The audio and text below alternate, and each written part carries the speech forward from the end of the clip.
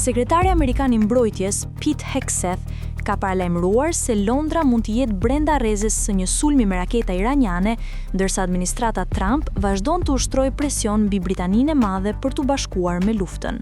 Hegseth theksoi kërcënimin që paraqet Teherani në një takim të kabinetit të Shtëpisë së Bardhë, pasi 2 raketa balistike me rreze të mesme veprimi u lëshuan të premten e kaluar mbi Diego Garcian, një bazë e përbashkët ushtarake amerikano-britanike në Oqeanin Indian.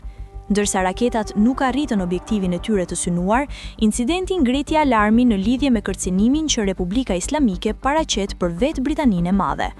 Pa e përmendur në mënyrë të qartë Diego Garcian, Hegseth tha: Irani qëlluan 2 raketa të dështuara mbi një objektiv 4000 kilometra larg. Për vite me radhë, ata i thanë botës se raketat e tyre mund të shkonin vetëm 2000 kilometra larg. Surprizë, edhe një herë Irani gënjen. Kjo vjen ndërsa presidenti amerikan Donald Trump u tall me ato që i quajti aeroplan mbajtëse lodër të marinës mbretërore, pasi Britania u detyrua të merrte huaj një fregatë gjermane.